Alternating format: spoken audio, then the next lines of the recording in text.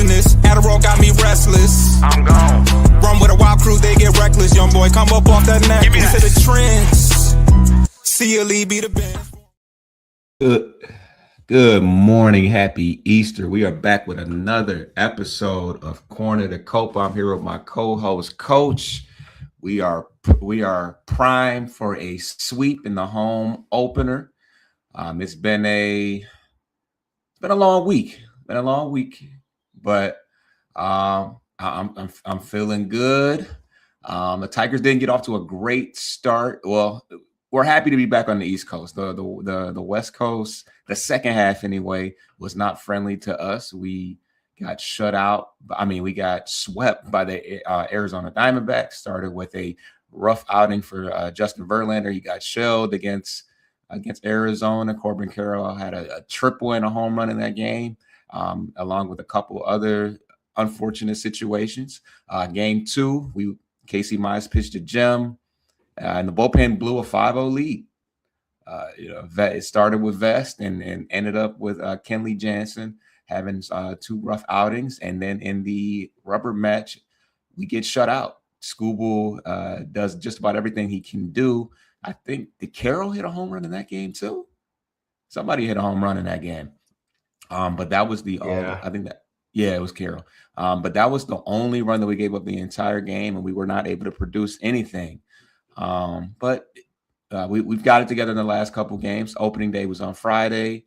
We got the win, and then we got the win yesterday in 11 runs, lots of power, and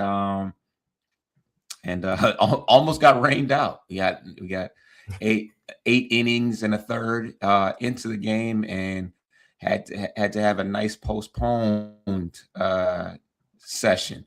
But how you feeling? You feeling better now that we back home?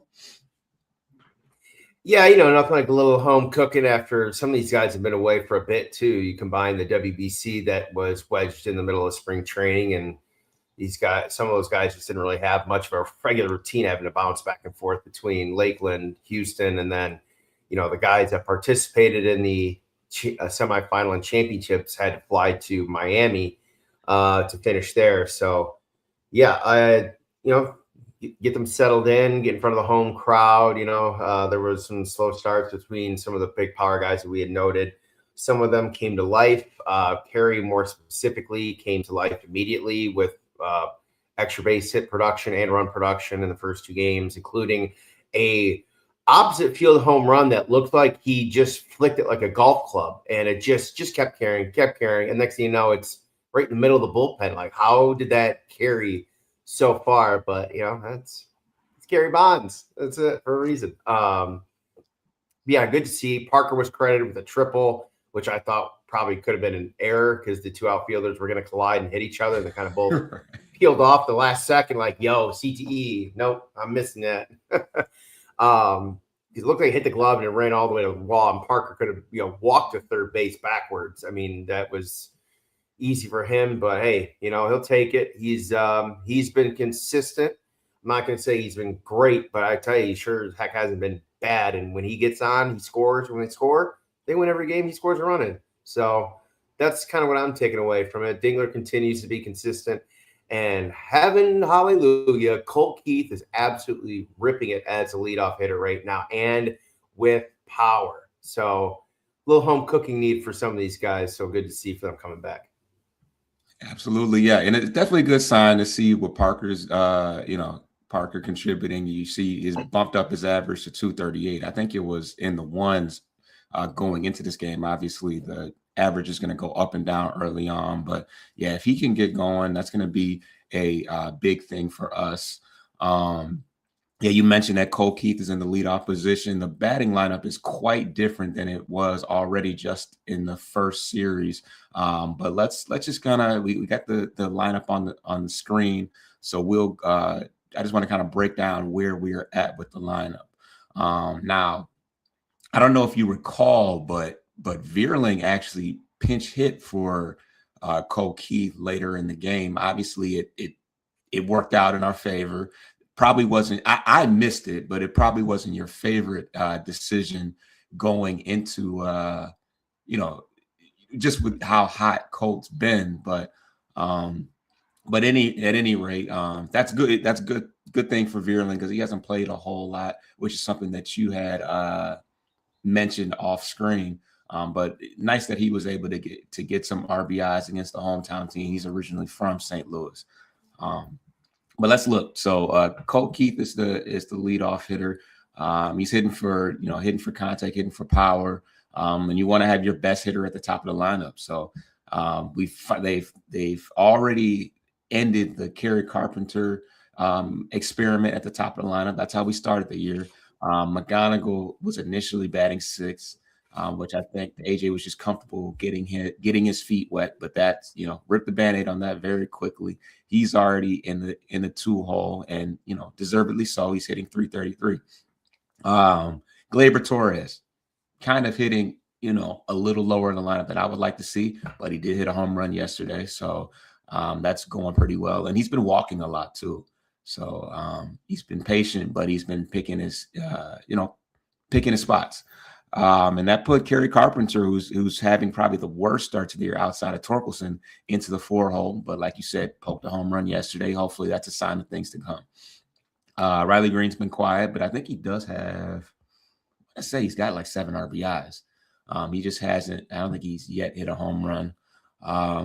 Dingler, he's got 2 home runs. And I think he came into the game with 2 home runs and 7 RBIs. I'm not sure if he has that now, but he hit one in the first game against St. Louis because he was batting cleanup there too. So he did bat cleanup for the first time I think we've ever seen him. So he was batting up earlier in game 1 too. Yeah. He's having he's continuing the success that he's had towards the end of spring training because he was actually injured at the beginning. McKinstry hit a home run yesterday. We had a lot of home runs yesterday, honestly. It's been but it's funny because people a lot of times they attest the power surge to be to the weather, but we were on the West Coast where the weather was actually pretty nice. Now it was nice. It was nice on Friday. So that could have possibly been a factor. But it wasn't all that nice yesterday. So I think we hit, how many home runs we hit yesterday? 4. It was McKinstry, Carpenter, Torres, and Vierling, right? Oh no, it's right here. McKinstry, 1, 2, 3, Carpenter. 4. Yeah, they're all right there. Yeah, Torres and Vierling. Yeah, Vierling hit one. Yeah. Oh yeah, Vierling did hit a home run. I think he got an RBI. He had a 2-run home run, and then he got a sac fly or something like that the first time up. But yeah, good to see Vierling back because he had a really, really good spring. So it was kind of odd to see that he didn't, because I think McKinstry got a couple starts in the corner outfield. But you know what? That's probably due to the fact that it was they wanted that righty-lefty matchup. So, but yeah, the biggest thing that I took away from it is seeing Torkelson in the 8-hole. He's had his struggles, but I don't think I've ever seen him that low. He had some. I know he hit one to the warning, at least one to the warning track yesterday. But I think he's kind of been the victim of just some not so good luck. But we'll see. AJ is not necessarily taking it easy with him and giving him that same grace that he may have gotten in years past. If you're not hitting, he could be in the 9-hole. Same thing with Javi. As you can see, you haven't seen Javi. I think he played on Friday, but not having a great start to the year. So, but yeah, my other takeaway so far, Framber has looked amazing. He pitched yesterday on opening day. He's looked like a bona fide ace. We'll get to some of the other things. Oh, Will Vest, man. They pulled up the stats again. 8th inning versus the 9th inning. I don't know what the mental block is with him pitching in the 8th inning, but there's a major disparity between when he's closing a game and when he's setting up in the 8th inning. And it burned us in that Arizona game. I don't know what we need to do. Obviously, Kenley Jansen for the foreseeable future is going to be the closer. So that's something that Vest is going to have to get comfortable with. But there is a definite difference between when he pitches in the 8th and 9th inning. So I don't know what to make of that. But yeah, any other takeaways through the as far as this this week is concerned? Yeah, it's good as it was to see the offense come alive and run production. Guys that were off to a slow start, kind of finally get the engine firing up and going. Equally, we have some concern on the pitching side now. We've got a new face that's in the rotation. Kind of teasing right now. I mean, if you woke up this morning and you saw it, or actually it was yesterday. Probably already know that JV is on the 15-day IL for oblique strain dating back to his first start, which was everything forgettable. And Drew Anderson, 3 appearances, 3 absolute disasters, including that game you mentioned. They blew the 5-run lead. I mean, I don't know what AJ was thinking, having this guy come in with the bases loaded up 5 runs against St. Louis. Like, what are we doing? You saw what he did the first 2 games: walk, hits, earn run, home run. He's given up 3 home runs in 3 appearances. Like, he can't get through a full inning right now. And we paid him $7 million for this year. And he's got a club option. And we've got a club option for $10 million next year. This is like, if it's a club option, you can't get rid of these guys. It's a team option or a player option? Well, club is team, so it'll be up to the front office. Oh, so we won't. Yeah, they'll have to renegotiate, or we won't pick that up. Or as of right now. Yeah, but it's so crazy. This guy hasn't pitched in the major since 2021, I think it was, and we give him $7 million when there are guys out there like Giolito still unsigned. What are we doing? Probably could have gotten him for the same amount, between the 7 or 10. Probably wouldn't fine with that. And he actually had a decent year last year. So Drew Anderson, not it. I think he's quickly at the bottom of the bullpen barrel, if you will. Maybe AJ's got to get vested some 9th inning chances. He's never really tabbed a closer since he's been the manager. Everyone's kind of all pitched high leverage, 7th, 8th, 9th. So I think you've got to mix and match it and find where your strengths are to utilize those. Because like you said, you just can't keep rolling Will Vest out there at the 8th inning if you know he's going to religiously blow up, or like you said, the mental block aspect of it. Mm-hmm. You're sending him out to the guillotine, knowing that that's going to happen. Like, that's not, sure, not fair to the player, but that's just bad management. Like, your stats should tell you, okay, this is not working, and here's the most recent numbers to prove it ain't working. But I digress. It's still a little early, but overall pitching health and attrition, I'd like to see some stability going forward, and also hopefully in the next 3 to 4 weeks we get some good news about Troy Melton, because boy, we could use him about right now. Yeah, we could. He's definitely would be a better option than Drew Anderson at this point, but we'll see. Let's get to the first break, and then we'll see what we got on the other end of that.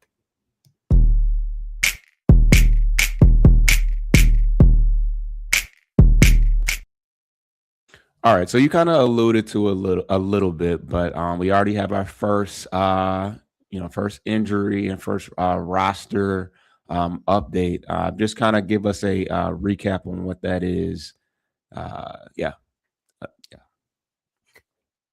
So it of course, he pitched earlier in the week against Arizona and did not go well. And a few days went by, and they were practically already home back here in Detroit, getting ready for Game 2 against St. Louis, when they made the announcement retroactive to that start that he has I believe it was an oblique injury. So he's on the 15-day IL, so he will miss. His hip. They say it was his hip.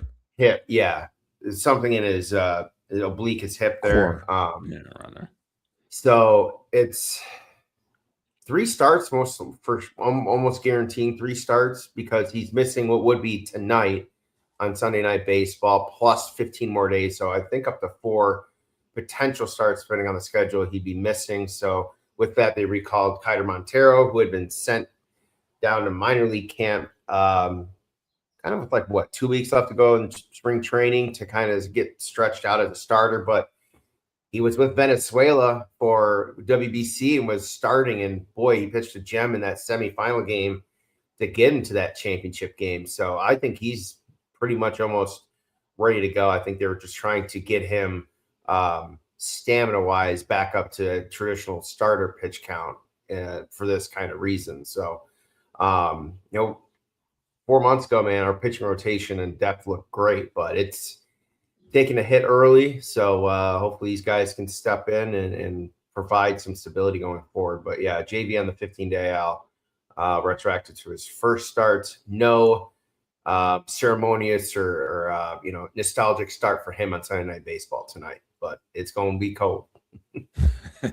Yeah, so we'll just have to wait on that. Somebody posted on Twitter like, why is our 41-year-old pitcher who is crouching for the opening, the ceremonial open pitch like that for Brandon Inge, if he's injured. So yeah, that was interesting to think about, because at the time we didn't know that he was going on the IL, but he'll be all right. I kind of figured, I don't know, it just seemed like something was up with him. He hasn't looked good at all spring. So hopefully he can come back better than ever, and we can get that home opener out the way and all that. But in the meantime, we got Carter Montero. He's pitching tonight. And he's our bulldog. He always, he doesn't, he's never, he's always on the outside looking in as far as the starting five rotation, but he always steps in and gets the job done. So, pulling for him. Hopefully he can have some good starts while he's up.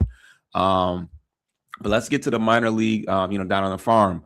Now the high and low A and the double A teams actually just started this weekend, but the triple A team has been, well on the way. The most, the player that's having the best, the best current start to the season is Max Clark, who has obviously, had a lot of scrutiny over the spring, but didn't have a good spring, had some issues in the outfield. I feel like I've been seeing more mishaps in the outfield than I've ever seen. I mean, even in that Cardinal series, even in this Cardinal series, we've seen some mishaps, but I don't know what to make of that.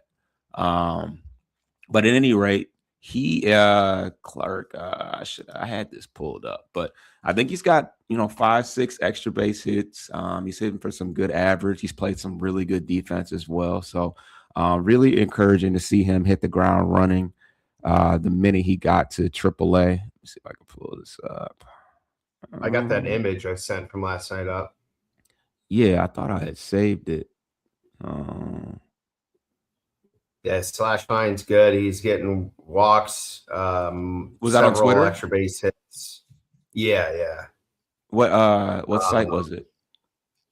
I mean, what I have this shot. It's from at Nick Kohoff, Kohloff. KO. Yeah, and he's got 3 stolen bases, which is one more than Parker has, who leads the parent club. Oh, here we go. I got it.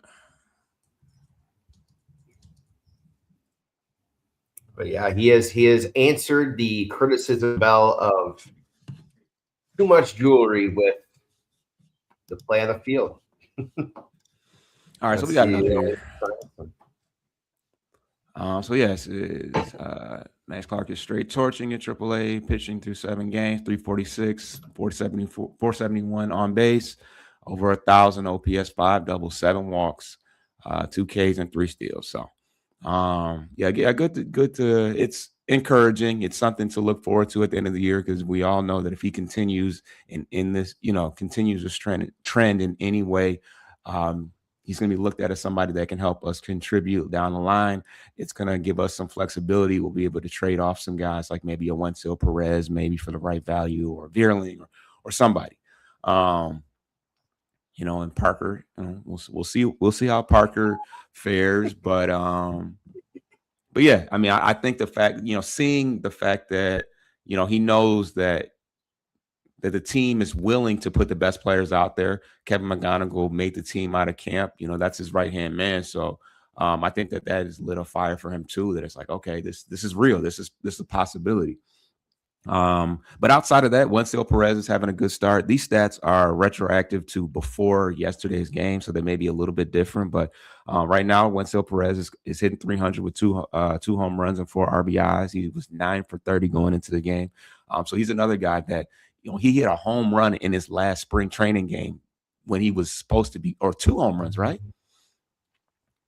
Against Colorado.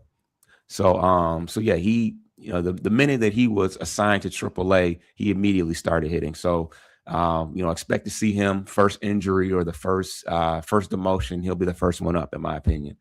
Corey Jokes, he's already got 7 RBIs. He's hitting .318 with an .832 OPS. He's continued to play well. Now, the players that have struggled early on, Trey Cruz, Young, Valencia, although Valencia hit a home run yesterday. Yeah, those guys have started slow. We talked about Max Clark playing good defense. And Gage Workman, he was one of our better AAA players 2 years ago. Got selected in the Rule 5 draft. The Cubs cut him. He came back to Detroit. But he's hitting .381 with 1 home run and 5 RBI. So yeah.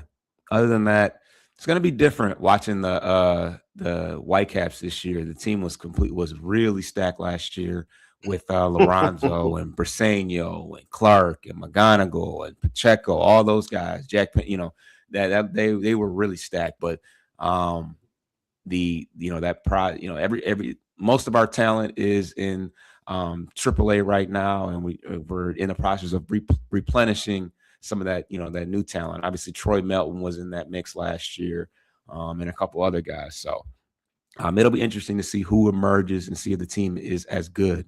Not the Whitecaps, Erie. Well, Erie and the Whitecaps were really good last year. So yeah. Both of them set records, if I'm not mistaken, in terms of wins and how early they won or clinched their division. They were cooking, both of them. Yeah, they were both, super dominant, which is no surprise because, we had a lot of our young studs on the team. But that pretty much wraps it up for the minor league. Let's transition to down. I mean, we just did it down on the farm. Let's transition to around the league. Anything? I have one major thing that I definitely wanted to touch on, but anything outside of that that's caught your eye around the league? It's man. We didn't think much of it. We mentioned last week the Guardians chased DeLauder. We might have all top rookie of the year candidates in the division this year between McGonigal, who's kind of cooled down a little bit. He's still giving great quality at bats. He may not be going 3 for 4, with 2-3 doubles and any of that crap, but he's getting walks deep into pitch counts. He's still seeing the ball really well. But DeLauder's got 5-6 home runs, and Murakami has damn near hit a home run in every game he's played in year for the White Sox too, and he is off to a hot start himself. So maybe the AL Central is not going to be a total pushover this year. You got some guys that we noted last year, including the White Sox chased Meridoff. The guy killed us. The small little, I think, middle infielder, white dude, was just ripping the ball over the park against us. And we already know that Stephen Kwan's a Tiger killer. So it's like, all right, well, let's get some run support for these guys, our pitching staff. But not too much else. Joe Adell last night had 3. He could have had a highlight reel of his own of just home run robberies at the wall last night. He had 3 that he took away in a win. Impressive over there. Other than that, Byron Buxton took a hit by pitch the other day and left immediately, went right into the dugout and went right down to the tunnel. It was his back right hand. It was a ball that was coming up and in, riding up and in on him. Pause. That struck him, couldn't get out of the way of. So that'll be interesting too in terms of development, because to your point, right before we went on the air this morning, they're down another quality pitcher to TJ, and that just pretty much leaves Joe Ryan leading that staff. So Kansas City's leading the division right now. Of course, obviously less than 10 games in. So, but I kind of had a feeling that they would be the one team in the division that would give us some trouble considering their lineup, and they have a couple decent pitchers. So, still a little early otherwise, but it was funny. We left Arizona, came back home for St. Louis, right? Well, the Braves came in and played Atlanta. They dropped a 17 burger on the Diamondbacks the very first game. I'm like, It's more than the runs we scored the whole damn series. And they did one game and they just blew up their bullpen. So that's the kind of offense that I think we saw, especially yesterday. We kind of like to see they've already scored 5 or more runs. I think 5 of their 8 games so far, including 2 being shutouts, which I think the first team to be shut out twice already. So they've been up and down, but not too much else around the league right now. Everyone's still getting settled in and maybe starting their first long road trip of the year. So we'll get a better beat, a better gauge here probably by the end of April after about 35, 40 days. Absolutely. And I want to catch up on MC the Detroit fan because he's got some interesting topics to talk about. He was asking about how you can manipulate the extra year of control. What it comes out to, he said 13 games. It may be 13 games. I know it comes up around 2 weeks. McGonigal, if McGonigal wins the Rookie of the Year, I want to say we get that extra year of control regardless. But obviously they're not really worried about that. I know they sat down. They sent down Connor Griffin, which we thought was possibly to do the same thing, but it looks as if he has an extension ready. So that's not going to make a difference. He said, "I'm wondering because I saw an article saying McGonigal could get an extra year." Yeah, and McGonigal is in talks, possibly in talks as well. It's a trend that we're starting to see. I'm going to pull something up for you guys. He said, might do that with Clark. Yeah, I mean, I think we're not going to see Clark. We're not going to see Clark until the second half of the year, so we don't have to really worry about that. He said, Scott Harris got to see kids in Toledo hitting well and call them up, especially if guys here keep struggling, mainly looking at Parker Meadows if we're considering Max Karkov. Yeah, they'll wait on that. I think Parker's definitely doing enough to hold us on. Let's pull this up right here. So the hot trend right now has been locking up some of these young prospects to long-term deals before they get too expensive. And a couple of these guys have not touched the major leagues yet, and some of these guys haven't performed great, super, really good in the minor leagues. Cole Emerson hasn't made his debut yet, but he just got an extension. Cooper Pratt is only hitting like 250, I think, in Double-A. So it's kind of a cheap deal, but it's a good deal for him because he gets guaranteed money, with him possibly being a glove first guy. So, if you can avoid, having to wait out, those years, those arbitration years and get a semi nice bag now, especially while you're young and you'll get another opportunity before you retire. So it's a pretty good deal for him. But yeah, Samuel Basallo has signed an extension. Roman and Anthony signed a pretty nice one. Christian Campbell started the year last year with Boston, but he's kind of struggled, but he got a nice deal as well. Pete Crow Armstrong, he's kind of been around. And Nico Horner got an extension as well, but he's another guy that's been around. But yeah, Connor Griffin is deals on the table. And Jackson Churio was kind of the first that I remember. But what do you think about it? Do you think, I mean, it's kind of a foregone conclusion, but, do you think it's good for baseball? Do you think it helps those smaller market, cheaper teams like the Brewers, like Seattle, who's cheaper as well? It's a way to control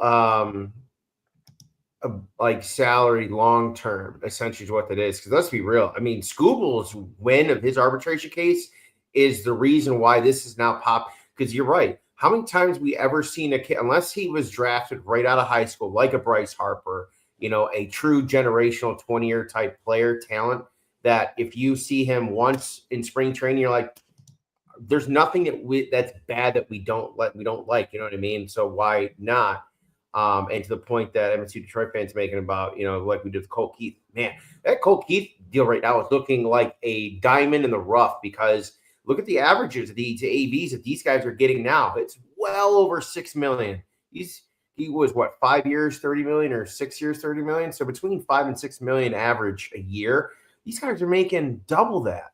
And that's a large reason, I think, to why, the Scooble winning $32 million was such a big deal in terms of precedent for arbitration cases is Why would clubs want to risk? Okay, yeah, year 1, 2, and 3, you might be getting them for that 800, 1 million, 2 million, whatever it is per year. But as soon as they explode and they start to get really, really good, man, forget that. Add a 0 times 1.75. Now you're looking at 15, 20, 25 million, which is way over what you would normally have for your average guys that go through all 6 years of arbitration. So I think it is a good thing that not your top 10 traditional spenders in terms of payroll can do to help. And frankly, with these kids coming out of, leaving college early between 18 and 20 years old, dude, they don't have to sweat it out in the minors like they used to in terms of saving all that money. Their spouse has to work a job on the side.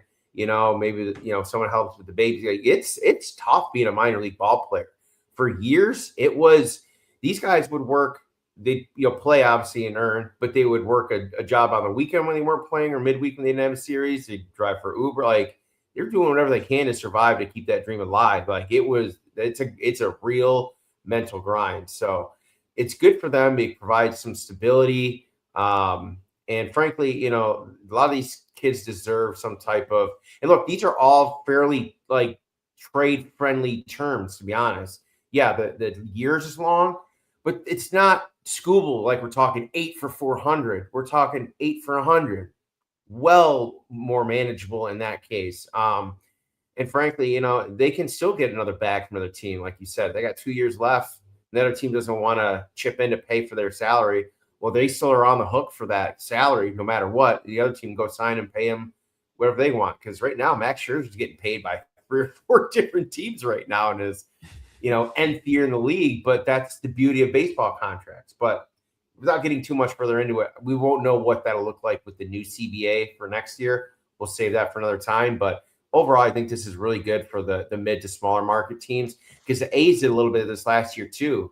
If you remember, they locked up some players at some fairly good team terms. So I think overall it's good, and hopefully we won't see ticket prices skyrocket 250% again. Yeah, the A's, they've locked up Rooker, Butler, Soderstrom, a lot of their core for sure. I don't know if Wilson got paid yet. He might have, but I thought Kurtz might have got an extension. I don't think yet. I think he's going to hold out. Because he was, as a rookie, he was a silver slugger. But that actually kind of parlays into my next point. That parlays into my next point about the slow start, including Nick Kurtz. He, going into the day yesterday, was hitting 0.48, and a couple of your top players in the major leagues have gotten off to really slow starts, haven't even hit home runs yet. Ohtani, Ronald Acuna, Vladimir Guerrero, Bobby Witt, Ryan Tucker, and Julio Rodriguez, amongst others, have had a very slow start. I mean, we're talking a very small sample size.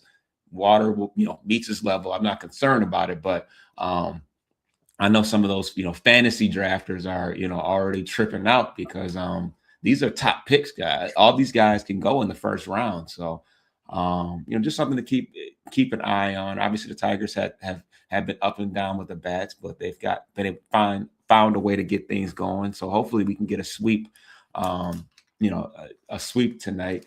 So you definitely want to tune into that. But let's get into our final break, and then we'll come back on the other end and talk probables.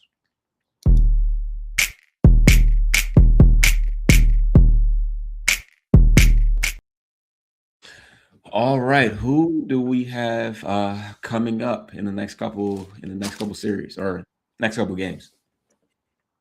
Yeah, so we have a full week this coming, through this homestand right now. They will not get any days off until the following calendar week, not this coming week, but the week after. They travel to Minnesota, their first divisional opponent of the year, for 4 games. And boy, it's going to be cold there as it is in the Midwest, probably until midweek. So a lot of what we saw in the Toledo Mud Hens, guys wearing extra layers of gloves and full-on ski masks to stay warm. It's going to be like that the next couple of days. But it'll kick off with Casey Mize, first of 4 in Minnesota against Joe Ryan. Scooble on Tuesday against Taj Bradley. Wednesday will be Framber against Bailey Ober, who I forget is still in the league. And the matinee matchup, Flaherty against I think it's Junk. The guys, Mick Abel. Junk is with the Marlins, who's coming up this weekend. They come to town Friday through Sunday. Those matchups Friday will be Montero in place of Verlander against Chris Harris's boy, Chris Paddock. If we don't score 8 off of him, we got problems. And Saturday, Casey Mize against Jason Junk. And Sunday, the matinee, probably other than Casey and Joe Ryan on Monday tomorrow night, I think the matchup of the week has got to be that Sunday game. Skubal against Alcantara, 2 Cy Young horses themselves. And I know I told you offline too that they had a stat yesterday that Alcantara had the 3rd most complete game shutouts behind only 2 other whole teams in the last 5 years. So he had bounced back, I think 2 years ago from TJ, was having a decent year. Actually was having a great year the year he got hurt. So they almost moved him this offseason and trade deadline. They were close twice. So who's to say that if they continue to struggle this year and he's having a good year, they would look to move him to continue replenishing their system. They do have some guys that kind of gave us troubles last year, including Junior Caminero. So that'll be an interesting series to round out the week. And then I think they'll be getting into a little bit more divisional play going forward. But, we have, I think, that makes 13 straight days early of contest for Detroit. All right, let's see what MSG Detroit fans talking about. He said that the lockout is incoming. He said, I know it's off topic, but I'll be more surprised if there isn't a lockout. No, I think that's all but certain, right? Then they say that it's for certain. Yeah, I mean, with the CBA expiring, it's going to take time for these lawyers to write up all the verbiage of the contracts, and that's before they agree to the terms. So yeah, I wouldn't. I mean, the conservative side says there probably won't be a season at all, but I mean, hopeful that maybe we only lose a quarter if they really get on their horse and start the ball rolling early. But obviously, the biggest things are going to be salary cap and floor, and if that salary cap is going to be like a hard ceiling or like a soft cap, like the NBA has it with the luxury tax, basically. Technically, MLB still has a luxury tax, but it's very loose and it's not. It doesn't necessarily hurt those teams that go above that threshold that would have to pay that tax. All the deferment money and everything, it looks big, and then you realize, they're paying them over the next 15 years. It doesn't really count to the salary. So, like JV, he's getting $2 million base with us, but he's getting another $15 million over the next 8 years. So it doesn't really mean much. But there's definitely gonna be a lockout of some type. There won't be anything on time next year, for sure. So I just hope that they don't, they get it done by like the middle of the summer or something, and then they'll go from there. But yeah, he says on something on topic is when Melton and Job supposed to be back. I think they said August for Job. Melton's on a 60-day. If he stays on schedule, you said, I think we talked about it. You said by May, you think, for Melton? It was like mid to late May, somewhere right within or before Memorial Day, right within that week is what it would be like, just numbers only, assuming he clears everything and everything stays on track. He said, I've been a Carter Montero apologist, but when with JV being old, I would like to know when we get Melton. Okay, like both those guys. Yeah. I mean, Harris sounded pretty confident about seeing Job this year. And we just kind of touched on the Melton topic. So we'll see how Carter does. We'll see. Okay. The MLB luxury tag isn't anywhere near the NBA one. If the NFL can't have a cap, there's no reason for the MLB can't. I mean, they're throwing a lot. They're throwing a lot bigger contracts in the major leagues. So, I don't know. Yeah, and let's be real. MLB has had the most player-friendly contracts probably in the last 15 years, even more so over. Yeah, you see more big contracts, max deals in the NBA for your star players, sure. But baseball, man, you could have a mid-year and walk away with like 4 years, $110 million, and you might only make 180 for your whole career, but 80% is that bag right there, because and it's all guaranteed. There's just so many teams. Yeah, I mean, and that's not counting what they want to give you as a signing bonus. So they got guaranteed money and signing bonus, which is like a double down blanket of security. Like, oh, okay, here's 4 years, 100. We're going to give you 25 a quarter as a signing bonus, and another 50 is guaranteed. So you're up front $75 million right off the rip. Whereas NBA players max out like what, 4 years, 200, and they can still renegotiate and all that. But yeah, it has been kind of crazy though. Some of these baseball contracts, like talk about Scooble and what Vladdy got 400 mil right last year in his extension. Like those are some crazy numbers because there's some organizations that are maybe only worth $400-500 million themselves. All right. So yeah, as we look ahead, we got the final game of the Cardinal series, and we head to Minnesota for 4. And then we got the Marlins next weekend. First of all, what is your biggest concern at this point? Probably something that we've already talked about, but what would you say is your biggest concern? It's the pitching attrition, the health of the overall pitching. I mean, yeah, sure, Verlander going to the IL isn't necessarily the end of the world or anything compared to when we lost Joe last year, but you know, we were without Melton, we're without Joe Reese Olson, we haven't heard anything about him. You know, there's a chunk of what was supposed to be either the back end of the rotation or primary help off the rip. And we're already down a handful of those guys. So to your point too about the Will Vest thing, I think Hinch has to kind of reapproach that high leverage 7th through 9th innings and figure out a better combination. And like, look, you know, unless Jansen's got something in his contract where he wants to pitch X amount of save opportunities for an incentive clause, then his hands are kind of tied, which is silly that you'd have to manage your team around a clause in a contract. But that's kind of where we're at in today's age of professional sports. Everyone's trying to get the extra bread. But yeah, just stay healthy, get some consistency out of them. You know, like Flaherty's got to go deep. That was a rough. I mean, I know we've been on him last year too of just not being efficient enough, but I'm at that point where it's like, look, he's a 2-pitch pitcher. I know he's got technically 4 in his repertoire, but he throws 2 of them less than what, 8%, 7% of the time. That might be a couple pitches per game, and that might not even be every game. So you're fairly predictable. I mean, you look at Tommy Kahnle was a 2-pitch pitcher the other year. If once one pitch starts to go, you become very predictable, and they're just going to sit on the one that is working because the other one they're just going to keep spitting on and watching it go by. But yeah, Flaherty, what, three walks, 2 hit by batters in 4 innings in his home start or his last start, 92 pitches. Like, yeah, we need you to go 5 innings, man.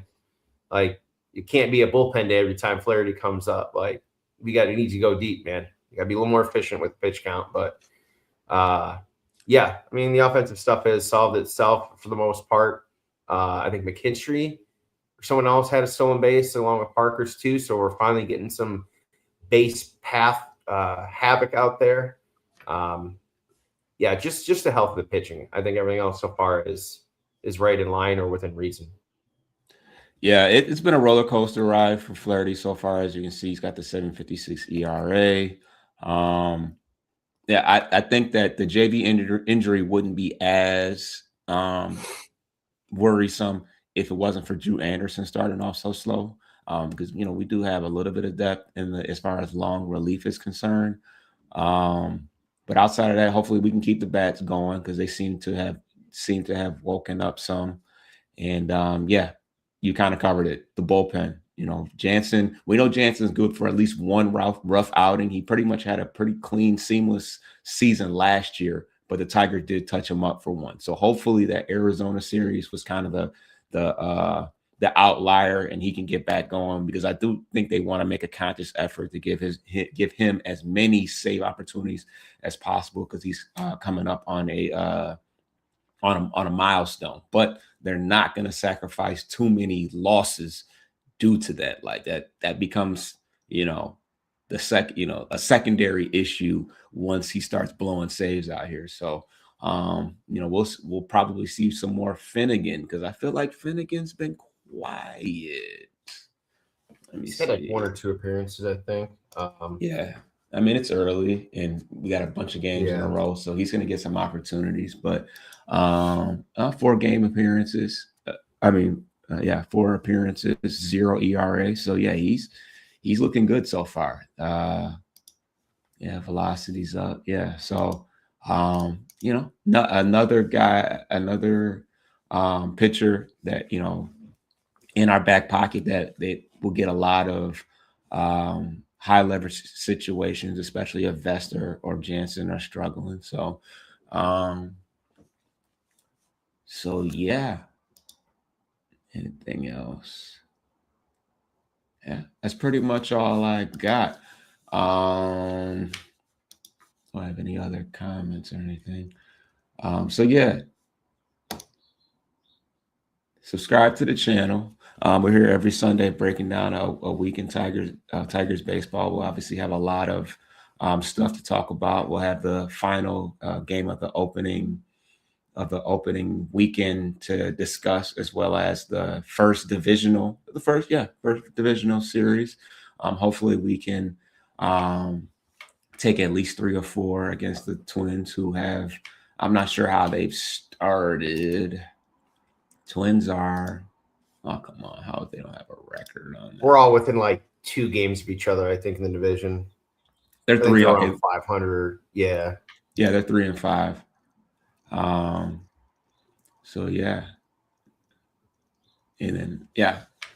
then we'll also, not only will we get a chance to see Chris Paddock, we'll also get a chance to see Austin Slater. I think he's the starting outfielder for the Marlins, if I'm not mistaken. So a couple of familiar faces. But subscribe to the channel. We're here every week. Any upcoming breaking news, we'll give you a short. Check out the player profiles. We got Kevin McGonigal out now. We got Max Anderson, Drew Anderson as well. So plenty of content to keep you guys busy until the next time you see us. And enjoy the rest of your Easter, and we will see you next week. Get your lick back. If a nugget on you something, ain't no chit chat. Better stay up out the way, don't get your shit splat.